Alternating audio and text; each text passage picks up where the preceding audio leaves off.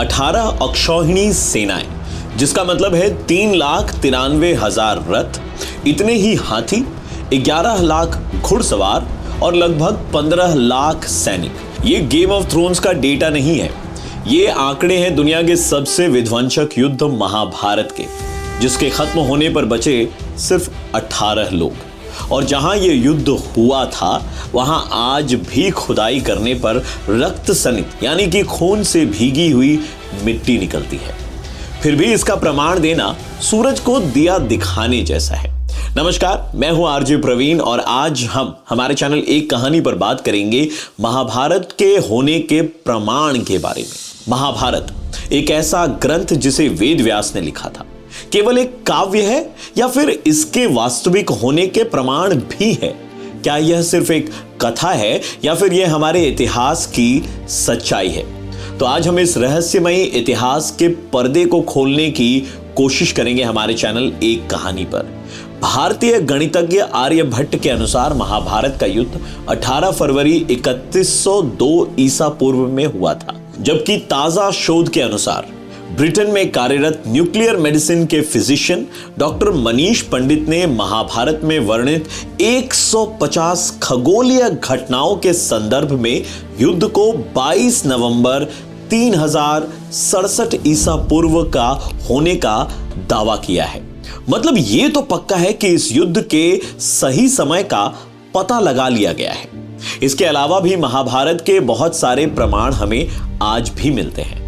समय के अनुसार जगहों के नाम बदल गए हैं, लेकिन आज भी उन जगहों पर महाभारत की घटनाओं के सबूत मिलते हैं। तो आइए शुरू करते हैं। देश में हमारे कम से कम 5 ऐसे राज्य हैं जहां पर आज भी महाभारत युद्ध से जुड़े हमें प्रमाण मिलते हैं। सबसे पहला प्रमाण है कुरुक्षेत्र की धरती। महाभारत युद्ध कुरुक्षेत्र में हुआ था, जो आज भी हरियाणा राज्य का एक जिला है। कहा जाता है कि उस वक्त तबाही लाने वाले इस युद्ध में बहे अत्यधिक खून के कारण यहां की धरती लाल हो गई थी। कुछ पुरातत्विक विशेषज्ञ आज भी मानते हैं कि महाभारत घटना सच में घटी थी, क्योंकि उन्हें कुरुक्षेत्र की धरती में लोहे से बने तीर और भाले जमीन के अंदर धंसे हुए मिले, जिनकी जांच से साफ हुआ कि ये करीबन 2800 ईस्वी पूर्व के हो सकते हैं। यह वही समय है जब महाभारत का युद्ध लड़ा गया था। कुरुक्षेत्र में प्राचीन कुआं आज भी देखा जा सकता है। माना जाता है कि इसी जगह पर महाभारत युद्ध में कर्ण ने चक्रव्यूह की रचना करके अभिमन्यु को धोखे से मारा था। अगला प्रमाण हमें मिलता है उस जगह से जहां से युद्ध की शुरुआत हुई थी, यानी कौरवों की राजधानी हस्तिनापुर से।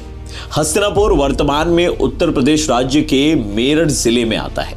यहां पर खुदाई में कई पुरानी वस्तुएं और ऐसे स्ट्रक्चर मिले हैं जो इस बात के प्रमाण हैं कि यह स्थान पुराने समय में एक भव्य नगर था। और फिर आता है इंद्रप्रस्थ का नंबर। दिल्ली को उस काल में इंद्रप्रस्थ कहा जाता था और मेरठ को हस्तिनापुर। दिल्ली में पुराना किला मिला है जो इस बात का सबूत है। खुदाई में मिले अवशेषों के आधार पर एक बड़ा वर्ग मानता है कि पांडवों की राजधानी इसी जगह पर होगी। पुराना किला दिल्ली में यमुना नदी के पास स्थित था, जिसे पांडवों ने बनवाया था। महाभारत के अनुसार यह पांडवों की राजधानी हुआ करती थी। क्या आप लाक्षागृह के बारे में जानते हैं? इसका मतलब है मोम का बना हुआ महल। शकुनी की बातों में आकर दुर्योधन ने पांडवों के रुकने के लिए एक ऐसा महल बनवाया था जो लाख से बना था, जिसे बाद में लाक्षागृह कहा गया। यह लाख तेजी से आग पकड़ता है। इस महल में रात में चुपचाप से आग लगा दी गई थी ताकि सोते हुए पांडवों की इस महल में ही जलकर मृत्यु हो जाए। किंतु पांडवों के जासूसों ने उन्हें इस योजना की सूचना दे दी थी और वे रात को ही एक गुप्त सुरंग से निकल भागे। यह सुरंग आज भी है, जो गाजियाबाद में हिंडन नदी के किनारे पर खुलती है। लाख से बने इस महल के अवशेष आज भी बरनावा में पाए जाते हैं। यह बरनावा या वर्णावत नामक स्थान मेरठ जिले में स्थित है। इसके अवशेष आज भी यहां पर एक टीले के रूप में मौजूद है। लाक्षागृह से निकलने पर भटकते हुए पांडव वर्तमान नागालैंड में पहुंच गए थे। यहां पर राक्षसी हिडिंबा संग भीम का विवाह हुआ था और उसके बाद उनका घटोत्कच नाम का पुत्र हुआ, जो भीम के समान ही बलशाली थे। भीम अपने पुत्र के साथ जिन गोटियों से शतरंज खेला करते थे, वह आज भी नागालैंड के दीमापुर में देखी जा सकती है। अब मैं आपका ध्यान महाभारत से हटाकर सिंधु घाटी सभ्यता की ओर ले जाना चाहता हूं। आप सोच रहे होंगे कि सिंधु घाटी सभ्यता का इससे क्या लेना देना, तो जरा गौर से सुनिए। गुरु द्रोण के पुत्र अश्वत्थामा ने भगवान कृष्ण के मना करने के बावजूद ब्रह्मास्त्र का प्रयोग किया था। अश्वत्थामा ब्रह्मास्त्र चलाना तो जानते थे, पर उसे लौटाना नहीं जानते थे। ब्रह्मास्त्र आते देख अर्जुन ने भी ब्रह्मास्त्र छोड़ा। ऐसा कहा जाता है कि अगर दो ब्रह्मास्त्र टकरा जाते तो धरती का विनाश हो जाता। श्री कृष्ण ने अपने प्रभाव से दोनों ब्रह्मास्त्रों को सिंधु घाटी की ओर मोड़ दिया, जिससे सिंधु घाटी के नगर नष्ट हो गए थे। अगर श्री कृष्ण के होने का प्रमाण मिल जाए तो महाभारत को किसी प्रमाण की जरूरत ही नहीं होगी, क्योंकि श्री कृष्ण की लीला का एक छोटा सा पार्ट ही तो महाभारत है।